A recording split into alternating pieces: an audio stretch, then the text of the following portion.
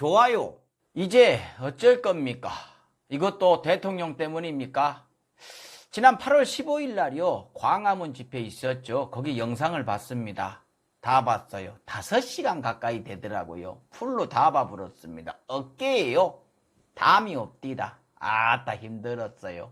거기 올라오는 사람들 얘기 쭉 들었습니다. 뭐 독재다 하면서 대통령 욕을요 뭐 동네 꼬마 대하듯이 막 해불어요. 독재 국가에서 그래도 되는 것입니까? 참 희한한 독재예요. 뭔 독재가 이렇게 느슨합니까? 대부분의 연사들은요 문재인은 하야하라, 끌어내려라, 파면한다 라면서 우리나라를 북한에 갖다 바친대요. 그러면서 울먹울먹 겁니다. 저도 울 뻔했어요. 우리나라를 북한에 갖다 바친다는데 그러면 눈물이 나는 것이 맞죠? 저도 눈물 날 뻔했어요. 근데요, 언제 갖다 바친대요? 그 방법을 좀 알려주세요. 어떻게 갖다 바친대요? 준비 작업은 좀 끝났대요? 알면은요, 저도 이민 가게요. 이후에 발언하신 분들 얘기를 일일이 다 하면요, 여러분들 살 빠져요. 그리고 식욕이 없어져 버려요. 그 고통은 제가 다 감수를 하고 저만 느끼고 이제 유명한 분들 얘기만 좀 살펴볼게요. 먼저 이동욱 경기도 의사협회장이 올라왔어요. 무대에. 전 이분 얘기가 제일 재미있었어요. 대통령이 집회 못하게 계엄령을 선포를 했다. 이걸 몇 번을 얘기를 해요. 근데 이걸 판사가 풀었대요. 아저씨, 뭔 계엄을 판사가 풀어요. 좀 센 말 해갖고 선동하려고 한 것 같은데요. 뭔 시정잡배도 아니고 의사협회장께서 이렇게 얕은 말장난 하시면 안 되죠. 의사로서는 얼마나 충실하신지 한번 볼까요?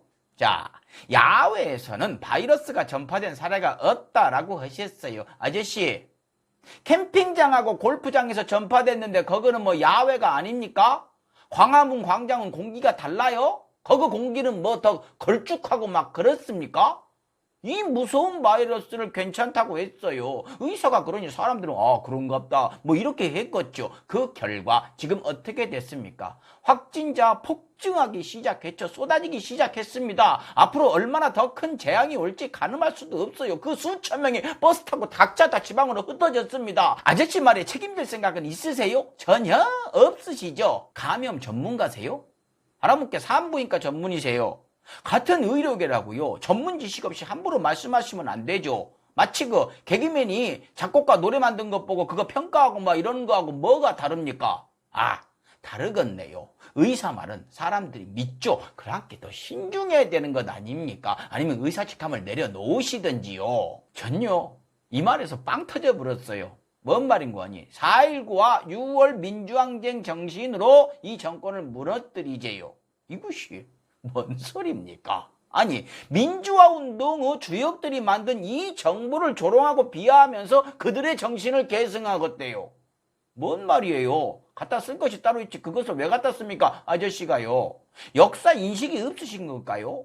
그 집회 주최하는 분들이요, 김경재 씨 정도로 빼고는요 민주화 운동 짓밟은 세력이 대부분이에요. 근데 거기서 그런 얘기를 한 거 보면 엑스맨이세요? 아니면 적폐 세력을 돌려서 까신 겁니까? 왜 본인 손에는 때 안 묻히고 좋은 것만 취하려고 하십니까? 그것은 얌체죠. 혹시 4.19와 6월 민주항쟁을 아저씨 쪽 걸로 땡겨오고 싶어서 그러시는 거예요? 그러면 안 돼요. 그것은 나쁜 것이에요. 남이 피눈물로 만들어 놓은 것을 구경만 하다 쏙 빼갖고 오는 건요, 보수의 가치가 아니에요. 그것은 사이비 극우예요. 너무하십니다. 박찬정 변호사가 올라왔어요. 뭐라 하냐? 이승만 대통령 덕에 문재인 대통령이 있는 것이다. 어떻게 보면 그럴 수도 있죠. 맞습니다. 근데요, 이승만 대통령 덕에 친일파들도 지금까지 떵떵거리면서 큰소리 치면서 이 땅에서 살아가고 있는 것이지요. 강남에 큰 건물 갖고 있으면서요. 다음으로 그 탈북자시죠. 그 풍선 날리셨던 박상학 씨 대통령을요, 자식이라고 합니다. 대한민국 참 자유롭죠. 탈출해서 받아준 나라의 대통령 목을 따갔대요. 그걸 공공장소에서 크게 이야기를 합니다. 아무렇지도 않게. 그래도 누가 아무도 뭐라고 안 그래요. 정말 잘 오셨어요. 나라 잘 찾아오셨네요. 참 좋은 나라 오셨어요. 그 자유 만끽하세요. 대신에 자기 받아준 나라 국민들 생명 위협하는 그 짓거리는 제발 안 해주셨으면 좋겠습니다. 마지막으로 전광훈 씨, 예, 하이라이트죠. 뭐 통역까지 대동하셔갖고 전 세계인 들으라고 대통령한테 이놈 저놈 막 싸질러 댑니다. 정말로 명불허전. 다 사죄하고 조용히 물러나면 용서할 마음이 10%는 있답니다. 아저씨, 구독. 아저씨가 뭔데요? 아저씨가 어떻게 살아오신 분인데 대통령을 용서를 해주고 말고 합니까? 하긴 뭐 하나님도 아저씨한테 밑보이면 까불면 죽는다면서요. 그런데 대통령이 뭐 눈에 들어오겠습니까? 예, 그렇게 이해를 하겠습니다. 그러면서 그 바이러스를요 자기 교회에 쏟아부었대요. 어디서? 북한에서요. 큰일 났네요. 그래서 확진자가 폭발을 한 거예요. 그러면요 신도분들을 저 병원에다 모셨어야죠. 근데 가지 말라고 했다면서요. 동선 숨기라고 했다면서요.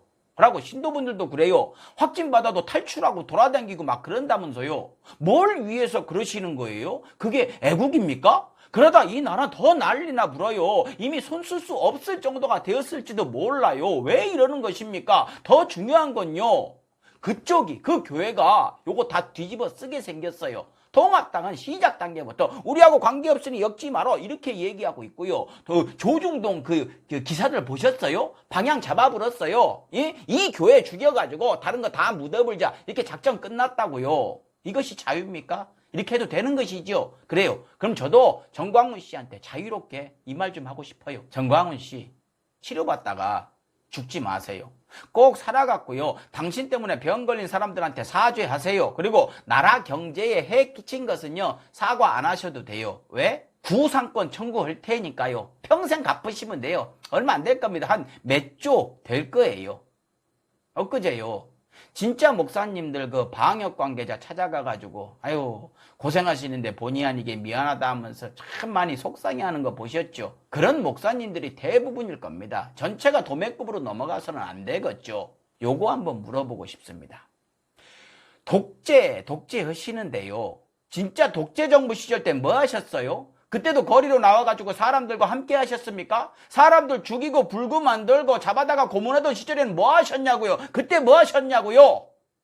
혹시 그때는 좋은 시절이셨어요? 말만 잘 들으면 아주 풍족한 시절이었나요? 가슴에 손을 한번 얹어보세요. 마치겠습니다. 목사다워야 목사지. 식사하십시오.